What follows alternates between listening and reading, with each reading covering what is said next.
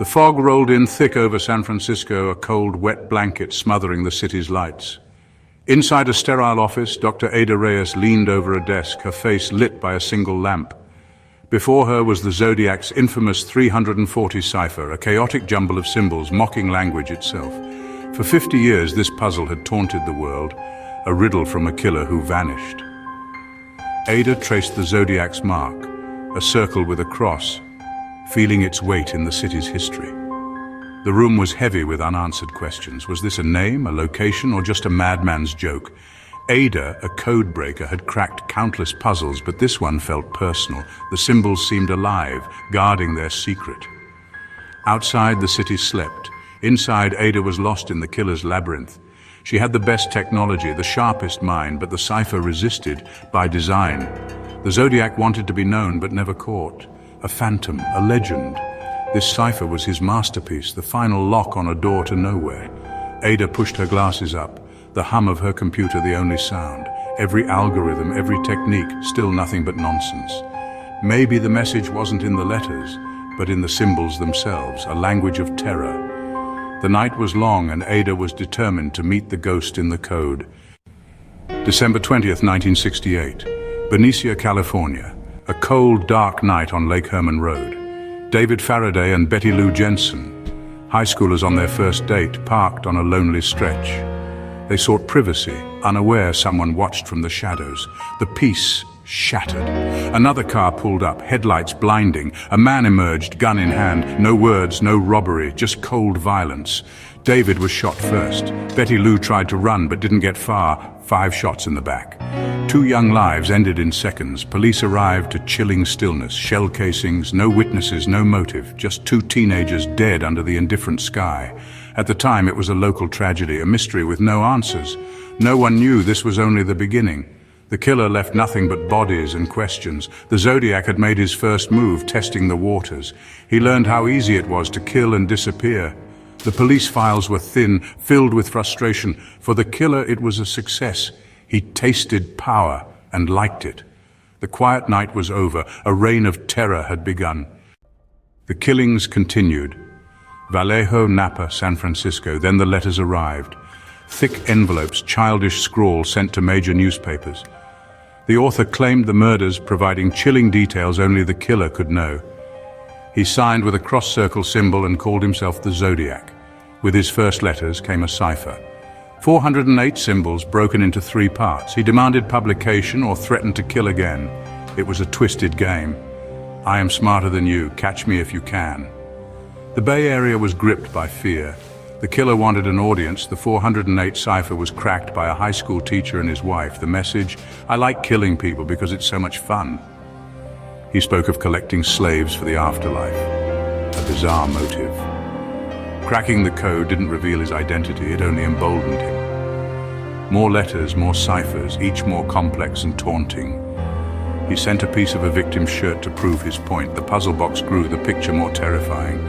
The Zodiac became a legend, a myth, a black hole sucking in all who tried to solve him. The puzzle was never meant to be solved. It was a monument to his ego. Dr. Ada Reyes stared at the Zodiac's bus bomb map, sent to the Chronicle in 1969, a crude Bay Area drawing marked with the cross-circle symbol and a 32-symbol cipher. Investigators treated it as a geographical puzzle, searching for hidden instructions. Ada had a radical theory. What if the cipher wasn't language at all? The symbols, arrows, dots, geometric shapes, weren't just letters.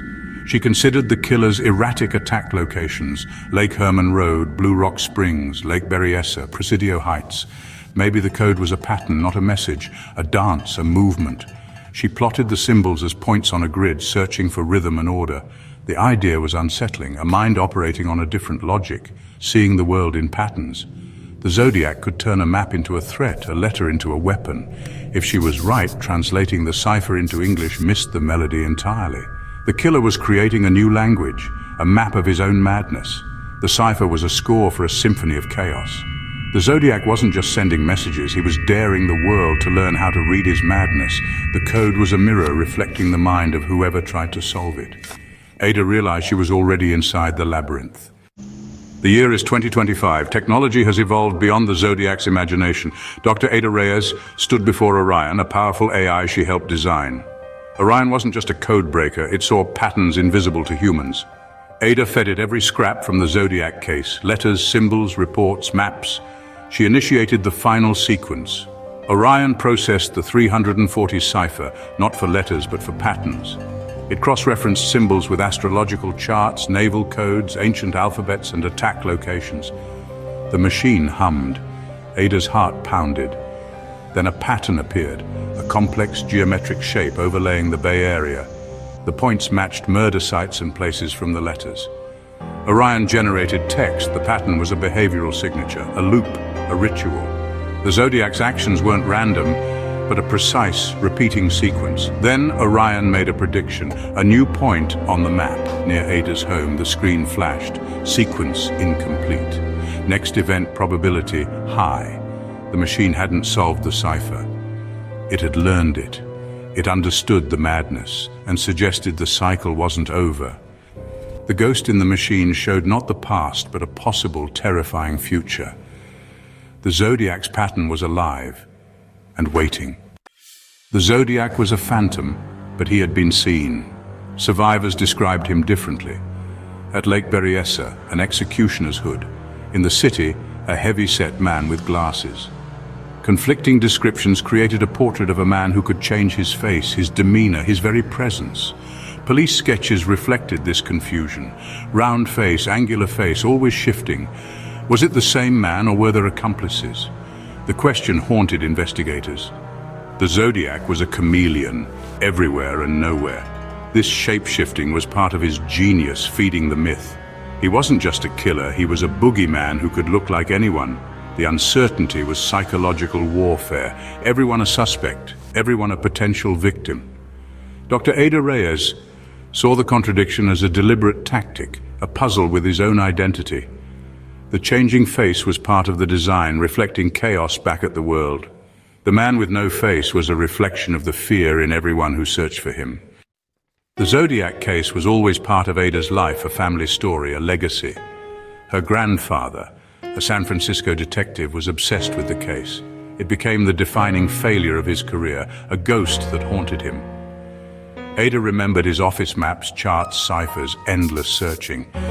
He saw patterns everywhere, connections that led to dead ends. The obsession took its toll on him and the family. One evening, Ada found his old notebook, personal reflections, fears the Zodiac knew him. He described a strange encounter, a man with a knowing smile, let go near a crime scene. The notes grew erratic. He saw the Zodiac symbol everywhere. Ada realized she was walking the same path, staring into the same abyss. The Orion AI hummed in Ada's lab, a silent partner in her obsession. The machine hadn't found a name, but revealed a deeper truth. The 340 cipher was a masterpiece of misdirection, mathematically designed to appear solvable but never yield a message. It was a perfect, unsolvable problem, a trap for the mind. The Zodiac's genius was creating the illusion of a solvable puzzle. The cipher was a mirror, reflecting the obsessions of those who tried to solve it. People saw what they wanted, names, confessions, threats, but the code held nothing. Its true message was the endless, maddening search for an answer that wasn't there. The goal was never to be caught, but to create a story that would never end. The Zodiac weaponized curiosity, turning the need for answers into psychological torture. The case would never close. It was a perpetual motion machine of fear. Ada finally understood. The only way to win was to stop playing. She shut down her computer, the silence profound. The fog lifted as dawn broke over San Francisco. Ada looked out at the waking city. The Zodiac was no longer a man, but an idea, a virus of thought. He was the question that can't be answered, the darkness we're drawn to. His puzzle outlived him, taking on a life of its own. Online sleuths, filmmakers, authors, all kept him alive, walking the same mental circles. The Zodiac achieved immortality by embedding his code in the minds of the obsessed. The search for him became his final act of terror. The cipher's real secret wasn't what it said, but what it did. It changed you. It made you see patterns, made you suspicious, made you look at the world through the killer's eyes. Even Orion, The AI became part of the obsession, perpetuating the cycle. Ada looked at the cipher one last time, not a puzzle, but a warning. The Zodiac was not a person to be found, but a cipher solved long ago, in the haunted eyes of all who searched. The message was simple: I am you, I am the part that will never let go.